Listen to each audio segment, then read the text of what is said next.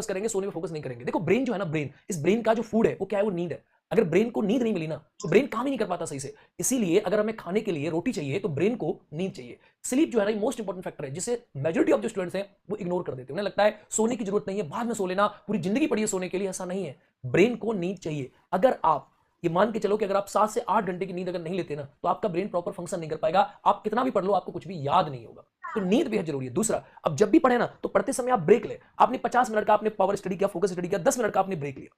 तो ब्रेन को ना बहुत जरूरत है कि आप जैसे ही पढ़ रहे हो ना तो बीच बीच में 10-10 मिनट के 10-10 मिनट के 10-10 मिनट के आप गैप लेते जाए।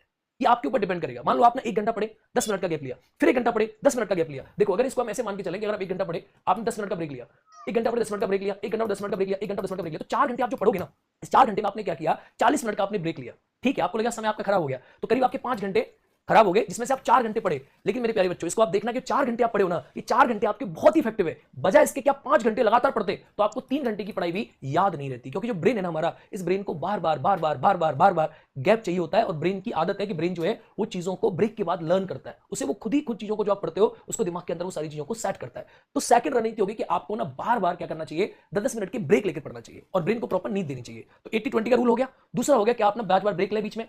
तीसरे नंबर की बात करते हैं कि देखो आपकी जो बॉडी है ना, अगला आता है अल्टीमेट है क्या है कि आपको क्या करना चाहिए। देखो बहुत सारे बच्चे ना पढ़ने के बाद सब भूल जाते हैं। हम भी बोलते हैं, आप भी बोलते हैं, सब बोलते हैं। तो एक बेस्ट तरीका होता है कि आपको नंबर जो 4 है कि आपको रिवीजन करना चाहिए। Test yourself, learn, don't just read. आपको क्या करना चाहिए? रिवीजन जो है ये मोस्ट इंपॉर्टेंट चीज है। अगर आपने रिवीजन नहीं किया ना तो आप ये मान के चलो कि सब लोग अक्सर भूल ही जाते हैं। तो आपको जो आप पढ़ रहे हो ना उसको आप 10 मिनट के लिए लेकर रिवीजन करो। बिना रिवीजन के आप कुछ भी याद नहीं कर सकते। जैसे आपने आज ये पढ़ा, आप पढ़ने के बाद उसे अगर छोड़ दोगे ना तो हमेशा डिक्लाइन करेगा। अगर आपने आज ये पढ़ा तो कल आपने उसे बहुत शॉर्ट में रिवाइज कर लिया, बाद में आपने शॉर्ट में रिवाइज कर दिया। तो रिवीजन इज द बेस्ट की। जिन बच्चों को लगता है कि सर याद नहीं होता और हम क्लास में बताते हैं बच्चा रिवीजन करो रिवीजन करो रिवीजन करो, आपको बस रिवीजन करना है। रिवीजन से क्या होता है कि आपका जो ब्रेन है ना वो कॉन्शियस मेमोरी को सब कॉन्शियस के अंदर डालता है और सब कॉन्शियस को बार बार कॉन्शियस में लाता है। तो ब्रेन के अंदर में ये चीजें क्या होती हैं कि आपका जो मेमोरी है ना वो इंप्रूव होता है और आपको चीजें याद होती हैं। सपोज करो आप किसी दोस्त से मिले 2 साल पहले मिले, तो उसको आपको कहां याद रह पाओगे क्या प्लान रखा था। लेकिन आप उससे डेली अगर मिल रहे हो 2 दिन में, 4 दिन में, 10 दिन में, तो आपको याद रहेगा कि आपका फ्रेंड है ये है। या कहीं गए तो आपने एक बार रास्ते से आप एक बार गए, बहुत ध्यान से गए, एक बार में गए और उस रास्ते पर अगले 1 साल तक आप नहीं गए तो आपको याद नहीं रहेगा।